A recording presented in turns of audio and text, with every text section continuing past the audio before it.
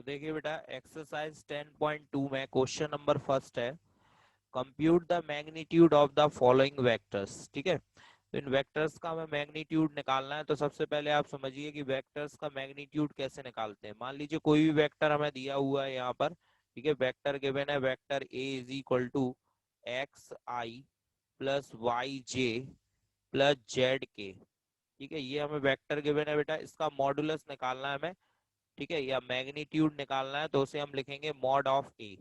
ठीक है, किससे डिनोट करेंगे? मॉड ऑफ ए से। मैग्नीट्यूड जो हम निकाल रहे हैं उसे हम किससे डिनोट करेंगे बेटा? मॉड ऑफ ए से।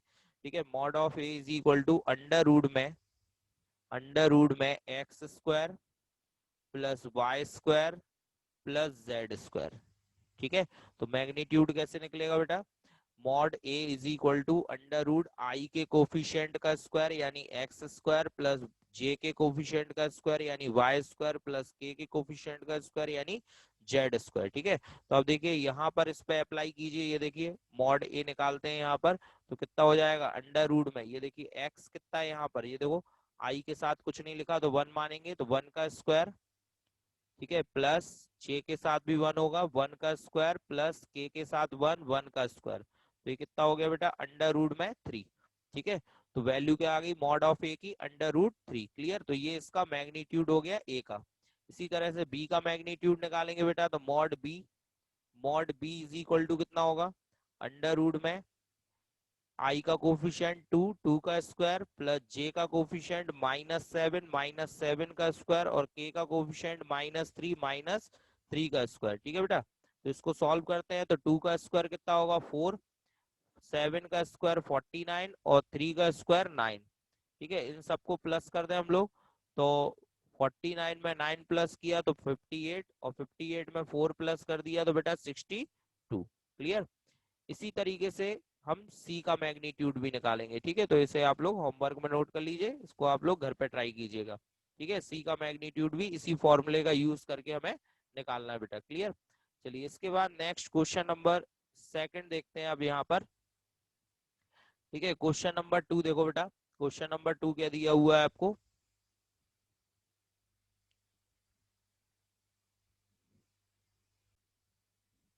तो देखो बेटा क्वेश्चन नंबर 2 लिखा है, write two different vectors having same magnitude. ठीक है ना, यानी कि दो ऐसे वेक्टर्स लिखने हैं हमें जिनका मैग्नीट्यूड सेम हो। ठीक है ना, टू डिफरेंट, बट वेक्टर्स कैसे होने चाहिए बेटा? डिफरेंट होने चाहिए, वेक्टर डिफरेंट होने चाहिए लेकिन उनका मैग्नीट्यूड बेटा सेम होना चाहिए। ठीक है, तो बिल्कुल सिंपल है। मान लीजिए ए वेक्टर यहाँ पर हमने ले लिया, क्वेश्चन नंबर 2 है, ए वेक्टर ले लिया आई कैप प्लस जे कैप प्लस के कैप। ठीक है, अब देखिए यहाँ पे आई प्लस जे प्लस के का अगर आप मैग्नीट्यूड निकालोगे, अभी हमने निकाला था, ठीक है, तो इसका मैग्नीट्यूड √3 आया था बेटा। अब यदि बी वेक्टर हम लोग ले लें, आई माइनस जे प्लस के, ठीक है, आई माइनस जे प्लस के। अब देखो ये दोनों वेक्टर डिफरेंट है बेटा, ठीक है, क्योंकि माइनस आने की वजह से यहाँ पर इसकी डायरेक्शन चेंज हो गई, लेकिन अगर दोनों का मैग्नीट्यूड निकाला जाए तो वो कैसा होगा? सेम होगा। अगर आप बी का मैग्नीट्यूड निकालो, मॉड ए का मैग्नीट्यूड तो हमें मालूम है ना, मॉड ए कितना है? √3। अभी हमने पिछले क्वेश्चन में निकाला था, ये देखिए यहाँ पर √3 निकला था ए का मैग्नीट्यूड। ठीक है, अब बी का मैग्नीट्यूड और निकाल के देख लेते हैं हम लोग कि बी का मैग्नीट्यूड कितना निकल रहा है। तो mod B is equal to under root में आई का कोफिशिएंट कितना है बेटा? 1, 1 का स्क्वायर, जे का -1 और के का कोफिशिएंट 1। तो ये देखिए ये भी कितना आ जाएगा बेटा? √3। तो यानी दोनों वेक्टर्स का मैग्नीट्यूड बिल्कुल सेम है, लेकिन फिर भी ये दोनों वेक्टर्स कैसे हैं बेटा? डिफरेंट है, क्योंकि यहाँ पर साइन चेंज हो गया, इस वजह से ये वेक्टर डिफरेंट हो गया, यानी डायरेक्शन चेंज हो गई दोनों की। ठीक है, इसी तरह से क्वेश्चन नंबर थर्ड में डिफरेंट वेक्टर्स लिखने हैं लेकिन सेम डायरेक्शन, डायरेक्शन सेम हो। अब बेटा मैग्नीट्यूड चेंज हो जाए लेकिन डायरेक्शन सेम, तो अब क्या करना है आपको? साइन चेंज नहीं करना। जैसे आप वेक्टर ए लिखा आपने आई प्लस जे प्लस के, ठीक है, ये वेक्टर ए लिखा। अब आप क्या करो? साइन चेंज नहीं करना यहाँ पर, ठीक है, आप केवल यहाँ पर आगे 2 का मल्टीप्लाई कर दो, 2 का, 3 का, 4 का, किसी भी नंबर का मल्टीप्लाई अगर हम यहाँ पर कर देते हैं आगे पूरे में, ठीक है, तो क्या होगा? इससे मैग्नीट्यूड चेंज हो जाएगा बेटा। ए का मैग्नीट्यूड तो वही रहेगा √3, लेकिन अब जब आप बी का मैग्नीट्यूड निकालोगे तो इसमें सब में 2 का मल्टीप्लाई हो रहा है, तो ये हो जाएगा 2√3। ठीक है, ये 2√3 आएगा बेटा, 2 तो बाहर रहेगा और इसका मैग्नीट्यूड निकालेंगे तो ये √3 आएगा, तो टोटल मैग्नीट्यूड जो होगा वो 2√3 हो जाएगा इसका।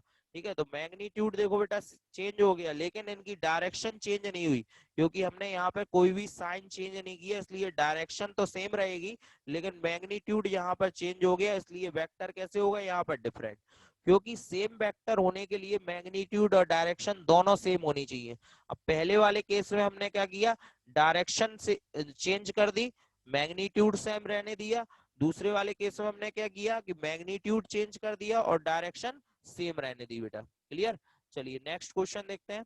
क्वेश्चन नंबर 4 देखो, find the values of x and y show that the vectors are equal. अगर ये दोनों वेक्टर इक्वल है तो x और y की वैल्यू क्या होगी, तो देखो 2i plus 3j is equal to xi plus yj, इन दोनों को इक्वल रख दे रहे हैं।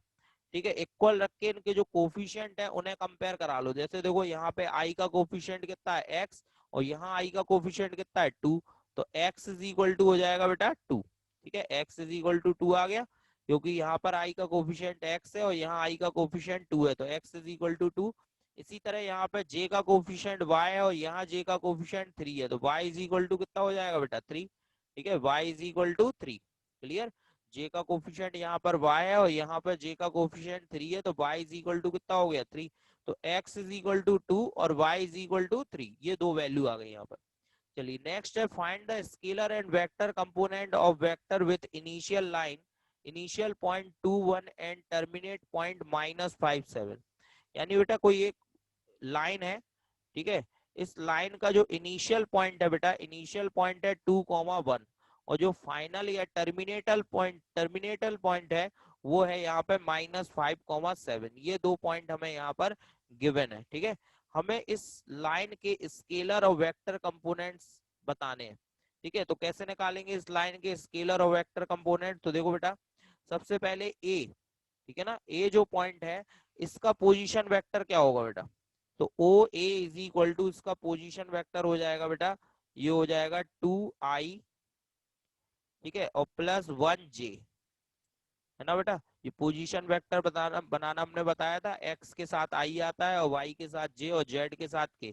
तो z यहाँ पे है नहीं, केवल x और y के फॉर्म में कोऑर्डिनेट दिए हैं, तो इसलिए a का पोजीशन वेक्टर हो जाएगा 2i प्लस j, और b का पोजीशन वेक्टर क्या होगा बेटा, b का पोजीशन वेक्टर -5i और प्लस में 7j, ये बी का पोजीशन वेक्टर आ गया।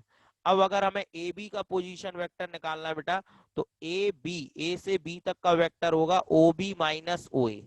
ध्यान रखना, ये अगर आपको ए बी का वेक्टर निकालना है, पोजीशन वेक्टर ए बी निकालना है, तो आपको पीछे वाले में से आगे वाले को माइनस करना होगा, यानी बी में से ए को माइनस करना होगा, तो ये पोजीशन वेक्टर हो जाएगा ओ बी माइनस ओ ए। ओ बी की वैल्यू कितनी है बेटा, -5i प्लस 7j, और माइनस ओ ए की वैल्यू कितनी है बेटा, 2i प्लस j। ठीक है, तो ये देखिए -5i एज इट इज रहेगा, प्लस 7j भी ऐसा ही, माइनस का 2i और माइनस का j। ठीक है बेटा, तो ये देखो -5i माइनस 2j कितने होगा बेटा, माइनस के 7i हो गए, और 7j में से 1j घट गया, तो ये कितना हो गया बेटा, ये माइनस हो गया 7j में से j, तो ये 6j हो गया। ठीक है ना, तो देखो ध्यान से, अब इसमें क्या पूछा था, स्केलर और वेक्टर कंपोनेंट। तो वेक्टर कंपोनेंट क्या है बेटा, 7i और 6j, है ना, ये इसके वेक्टर कंपोनेंट, वेक्टर कंपोनेंट क्या कहलाएंगे, 7i और 6j, ये वेक्टर कंपोनेंट हो गए। तो वेक्टर कंपोनेंट्स हो गए इसके, ठीक है, वेक्टर कंपोनेंट्स ये आ गया बेटा, माइनस का 7i है और कॉमा 6j, ये वेक्टर कंपोनेंट्स है। और स्केलर कंपोनेंट्स, स्केलर कंपोनेंट जो i और j के कोफिशिएंट है, ठीक है, -7 और j6, सॉरी -7 और 6, ठीक है, ये क्या होगा इसके स्केलर कंपोनेंट। तो वेक्टर कंपोनेंट -7i और 6j हो गए, और स्केलर कंपोनेंट इसके -7 और 6 हो जाएंगे बेटा। ठीक है, क्लियर। चलिए इसके बाद नेक्स्ट क्वेश्चन नंबर 6 देखते हैं, find the sum of the vectors A B and C. तीनों का सम निकालना है, तो बिल्कुल सिंपल है बेटा, तीनों को ऐड कर दो, a प्लस बी प्लस सी। ठीक है, तो ये देखो यहाँ पे लिखते हैं i -2j प्लस के, फिर यहाँ पे -2i plus 4j plus 5k, सबको प्लस करके लिख रहे हैं, और फिर c की वैल्यू -i -6j -7k। ठीक है, सबको प्लस करो तो ये देखो i प्लस आई, ये कितना हो गया बेटा, i plus I 2i, 2i से माइनस का 2i कैंसिल। ठीक है बेटा, इसके बाद ये देखो 6j माइनस के और 2j माइनस के, तो 8j हो गए, 6 और 2 8, 8 में से 4j माइनस हुआ बेटा, तो माइनस के 4j बचेंगे। ठीक है, 8 में से 4 माइनस हुआ तो 4 बचा, के 5k और 7k, तो 5 और 1 6, और 6k में से 7k को माइनस किया तो माइनस का k। ये बेटा इसका आंसर हो गया। ठीक है, सिंपल क्वेश्चन था, बस हमें यहाँ पर ऐड करना था। चलिए next, find the unit vector in the direction of vector A. तो इसके लिए फॉर्मूला ध्यान रखिए, unit vector in direction of A vector की डायरेक्शन में यूनिट वेक्टर क्या होगा बेटा, ए कैप, और ए कैप की वैल्यू होगी वेक्टर ए अपॉन मॉड ए। ठीक है, unit vector in the direction of vector A की डायरेक्शन में यूनिट वेक्टर क्या होगा बेटा, यूनिट वेक्टर होगा ए कैप, और ए कैप की वैल्यू क्या होगी, वेक्टर ए अपॉन मॉड ए। ठीक है, तो बस मॉड ए निकाल लो आप यहाँ पर, तो मॉड ऑफ ए कितना आ रहा है बेटा, अंडर रूट में मॉड ए कैसे निकालेंगे, आई के कोफिशिएंट का स्क्वायर प्लस जे का कोफिशिएंट 1 1 का स्क्वायर प्लस के का कोफिशिएंट 2 2 का स्क्वायर। तो सॉल्व करेंगे, ये कितना आ रहा है बेटा, अंडर रूट 6, 1 का स्क्वायर 1 1 का स्क्वायर 1 2 का स्क्वायर 4, अंडर रूट 6 आ गया। तो यानी यूनिट वेक्टर क्या आ जाएगा बेटा, A cap is equal to vector A upon mod A, ये फॉर्मूला है। तो मॉड ए कितना आया, अंडर रूट में 6, तो 1 अपॉन अंडर रूट 6, और वेक्टर ए कितना है बेटा, आई कैप प्लस जे कैप प्लस 2k कैप। ठीक है बेटा, तो ये आ गई ए कैप की वैल्यू, यानी unit vector in the direction of vector A बेटा। ठीक है, क्लियर। चलिए नेक्स्ट क्वेश्चन देखते हैं, find the unit vector in the direction of vector P Q. ठीक है, पी क्यू की डायरेक्शन में यूनिट वेक्टर निकालना है, जबकि पी और क्यू पॉइंट आपको दिए। तो पी और क्यू पॉइंट जो गिवन है, इनका पोजीशन वेक्टर बनाओ बेटा। तो ओ पी का पोजीशन वेक्टर क्या आएगा, आई प्लस 2j प्लस 3k। ठीक है बेटा, पी का पोजीशन वेक्टर क्या बन रहा है, आई प्लस 2j प्लस 3k, और क्यू का पोजीशन वेक्टर बनाओ। क्यू का पोजीशन वेक्टर क्या बन रहा है बेटा, 4i plus 5j plus 6k। ठीक है, क्यू का पोजीशन वेक्टर क्या बन गया, 4i plus 5j plus 6k। ठीक है बेटा, अब निकालो पी क्यू। तो अभी मैंने आपको बताया कि पी क्यू यदि निकालना है तो आपको पीछे वाले में से आगे वाले को माइनस करना पड़ेगा, यानी ओ क्यू में से ओ पी को हमें माइनस करना पड़ेगा बेटा। ठीक है, तो ओ क्यू कितना है, 4i plus 5j plus 6k, और माइनस ओपी कितना है बेटा, आई, अब ये देखो आगे माइनस है तो ये सब माइनस के हो जाएंगे, -2j और -3k। तो कितना आ रहा है बेटा, 4i में से i माइनस हुआ 3i, 5j में से 2j माइनस हुआ तो 5 माइनस 2 3j, और 6k में से 3k माइनस हुआ तो ये हो गया 3k। 3 यहाँ पर कॉमन ले लें हम लोग, तो i प्लस जे प्लस के। ठीक है बेटा, अब हमें यहाँ पर क्या निकालना था, PQ की डायरेक्शन में यूनिट वेक्टर। ठीक है, तो अभी मैंने फॉर्मूला बताया था, तो वही फॉर्मूला यूज करेंगे। तो unit vector in direction of PQ, तो क्या होगा, PQ कैप, PQ की डायरेक्शन में निकालना है। अभी मैंने बताया था ए की डायरेक्शन में यूनिट वेक्टर ए कैप, तो PQ की डायरेक्शन में यूनिट वेक्टर PQ कैप, और इसकी वैल्यू क्या होगी, vector PQ upon mod PQ। आई बात समझ में, तो इसकी वैल्यू क्या हो जाएगी बेटा, vector P Q upon mod P Q. ठीक है, तो मॉड पी क्यू कितना आएगा, सबसे पहले देखो यहाँ पे मॉड पी क्यू की वैल्यू कैसे निकालेंगे, ये 3 आगे लिखा हुआ है तो इसको आगे ही लिखा रहने देंगे, और अंडर रूट में, ठीक है, जो स्केलर आगे कॉमन हो उसको आगे ही लिखा रहने दो। अंडर रूट में आई का कोफिशिएंट कितना है, 1 1 का स्क्वायर, जे का कोफिशिएंट 1 1 का स्क्वायर, के का कोफिशिएंट 1 1 का स्क्वायर। ठीक है, 3 आगे लिखा रहने दिया हमने, और फिर उसके बाद आई जे के कोफिशिएंट लिख लिए बेटा। ठीक है, तो ये कितने आ गए आई जे के कोफिशिएंट। ठीक है, आई का कोफिशिएंट 1 है, जे का कोफिशिएंट 1 है, और के का कोफिशिएंट भी 1 है, तो ये आ गया 3√3। ठीक है बेटा, वैल्यू रख दो, पी क्यू की वैल्यू कितनी है, 3i प्लस जे प्लस के, और अपॉन में मॉड पी क्यू कितना है बेटा, 3√3। तो क्या होगा, 3 से 3 कैंसिल हो जाएगा, ये वैल्यू बचेगी √3 1/√3 आई कैप प्लस जे कैप प्लस के कैप। ठीक है बेटा, ये इसका आंसर हो गया, यूनिट वेक्टर आ गया in the direction of P Q. Clear. चलिए नेक्स्ट क्वेश्चन देखते हैं। For given vectors A and B find the unit vector in the direction of A plus B.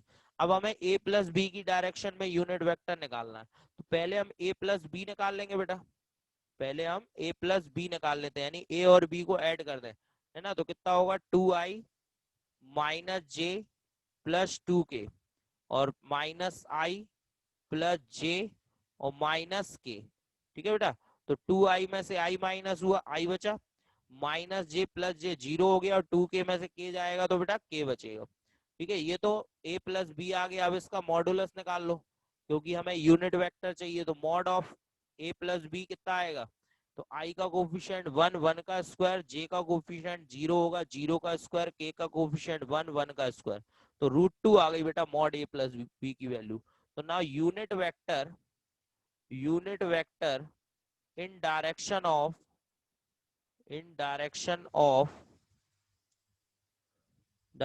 Of A plus B. तो A plus B की direction में unit vector क्या होगा बेटा, तो इसे लिख सकते हैं ए प्लस बी का कैप। ठीक है, vector A plus vector B का कैप। ठीक है, तो ये वैल्यू क्या होगी बेटा, फॉर्मूला क्या होगा यहाँ पर, ये हो जाएगा वेक्टर ए प्लस बी और अपॉन में मॉड ए प्लस बी। ठीक है, वेक्टर ए प्लस बी और अपॉन में मॉड ए प्लस बी। तो वैल्यू कितनी है मॉड ए प्लस बी की, √2, तो 1/√2, और ए प्लस बी की वैल्यू कितनी है आई प्लस जे, ए प्लस बी की वैल्यू आई प्लस के। ठीक है, आई प्लस के, ये इसका आंसर हो गया बेटा। ठीक है, unit vector in the direction of A plus B. ठीक है, ए प्लस बी की डायरेक्शन में यूनिट वेक्टर आ गया। क्लियर। चलिए नेक्स्ट क्वेश्चन नंबर 10 देखो। Find a vector in the direction of this and has magnitude 8 unit. ठीक है, तो हमें इसकी डायरेक्शन में एक वेक्टर निकालना है, तो इसको हमने ए ऐड कर लिया 5i माइनस जे प्लस 2k। ठीक है, तो वेक्टर इन डायरेक्शन ऑफ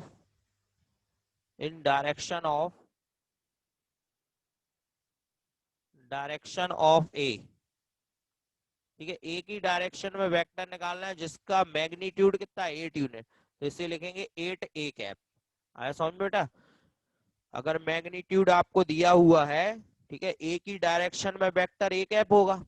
किसी भी वेक्टर की डायरेक्शन में जो वेक्टर होता है वो उसका यूनिट वेक्टर होता है। ठीक है, तो ए की डायरेक्शन में वेक्टर क्या हो गया ए कैप। ठीक है, लेकिन यहाँ पे मैग्नीट्यूड दिया था, अब ये तो यूनिट मैग्नीट्यूड होता है, ए कैप क्या है यूनिट वेक्टर है ना, तो इसका मैग्नीट्यूड तो 1 होगा, लेकिन हमें मैग्नीट्यूड कितना लेना है 8, तो इसलिए हमने इसमें 8 का मल्टीप्लाई कर दिया, तो ये टोटल मैग्नीट्यूड कितना हो गया बेटा अब 8। ठीक है, तो 8 ए कैप। ठीक है, ए कैप की वैल्यू क्या होगी, ए कैप की वैल्यू होगी बेटा vector A upon mod A, vector A upon mod A. 8 ऐसा ही रहने दो, वेक्टर ए की वैल्यू रख दो 5i माइनस जे प्लस 2k और अपॉन में मॉड ए निकाल लो। मॉड ए क्या होगा अंडर रूट में आई का कोफिशिएंट 5 5 का स्क्वायर, जे का कोफिशिएंट -1 का स्क्वायर और के का कोफिशिएंट 2। ठीक है, तो 2 का स्क्वायर बेटा। ठीक है, सॉल्व कर लो, इसे कितना आ रहा है 5 का स्क्वायर 25, 1 का स्क्वायर 1, 2 का स्क्वायर 4, तो ये 30 हो जाएगा पूरा। तो 8 अपॉन अंडर रूट में 30 बेटा। ठीक है, और बाकी 5i माइनस जे और प्लस में 2k। ठीक है, ये आंसर हो गया। वेक्टर ए की डायरेक्शन में वेक्टर आ गया जिसका मैग्नीट्यूड कितना है बेटा 8 यूनिट है मैग्नीट्यूड। ठीक है, चलिए नेक्स्ट क्वेश्चन नंबर 11 देखते हैं। Show that the vectors are collinear. ठीक है, दो वेक्टर कोलिनियर कब होते हैं, तो ये देखिए पहला वेक्टर ए पर लेट कर लिया हमने, a is equal to 2i minus 3j plus 4k।